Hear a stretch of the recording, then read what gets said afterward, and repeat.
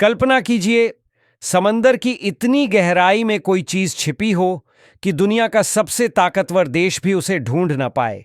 ना कोई आवाज, ना कोई संकेत, फिर भी वो मौजूद है, हर पल, हर कोने में नजर रखती हुई। यह है रशिया की लोशरिक सबमरीन, एक ऐसी पनडुब्बी जो सिर्फ समुद्र में नहीं बल्कि अमेरिका की सोच में भी घूमती रहती है। आज हम जानेंगे कि क्यों इस सबमरीन को दुनिया का सबसे खतरनाक और रहस्यमयी हथियार कहा जाता है। और सबसे बड़ा सवाल, अगर ये इतनी खतरनाक है तो दुनिया इसे रोक क्यों नहीं पा रही। लोशरिक सबमरीन की कहानी शुरू होती है 1990 के अंत में, जब रशिया ने एक ऐसी तकनीक पर काम शुरू किया जो दुनिया के किसी देश के पास नहीं थी।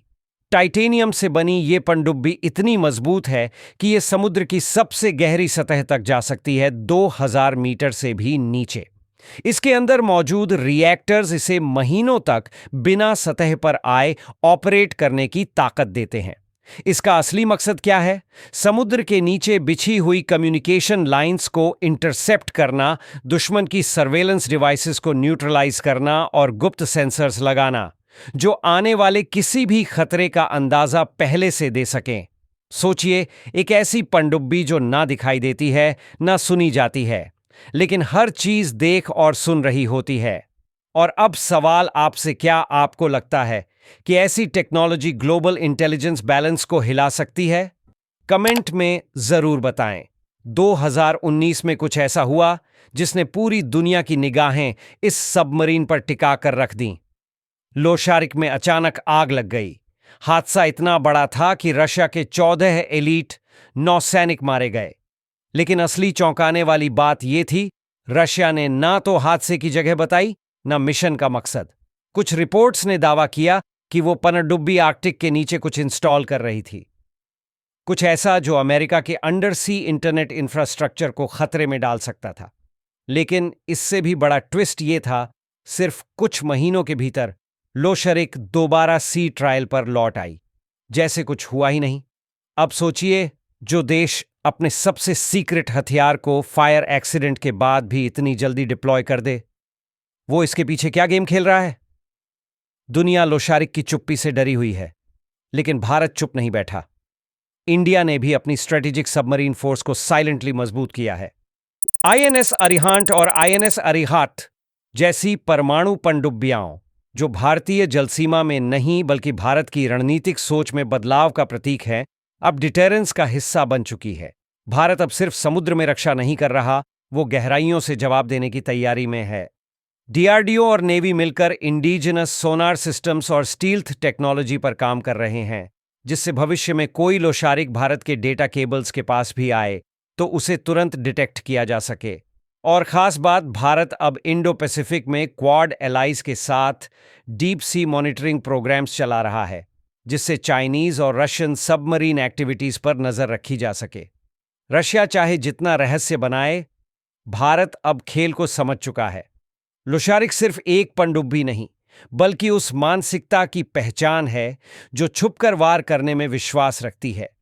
लेकिन भारत की आत्मा छुपती नहीं, वो सीधी खड़ी होती है हर चुनौती के सामने।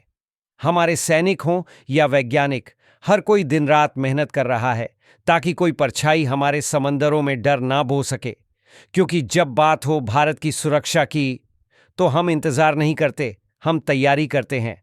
और यही फर्क है, हम शांति में भी ताकत दिखाते हैं। अगर दिल में देश है तो उसकी रक्षा सिर्फ सरहद पर नहीं, समंदर की गहराइयों में भी की जाती है।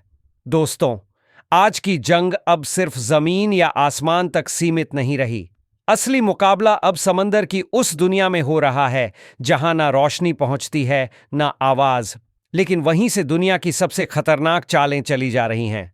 रशिया की लोशरिक हो या चाइना की टाइप 093 टैंक क्लास सबमरीन, ये सब उस कोल्ड वॉर 2.0 का हिस्सा हैं, जो अब स्टेल्थ, डेप्थ और साइलेंस के जरिए लड़ी जा रही है।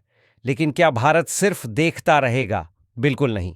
भारत अब एक दर्शक नहीं बल्कि एक निर्णायक शक्ति बन रहा है। हमने अरिहांट से शुरुआत की थी, पर अब हमारा लक्ष्य और भी गहरा है, इंडिजिनस न्यूक्लियर ट्रायड को पूरी तरह ऑपरेशनल बनाना।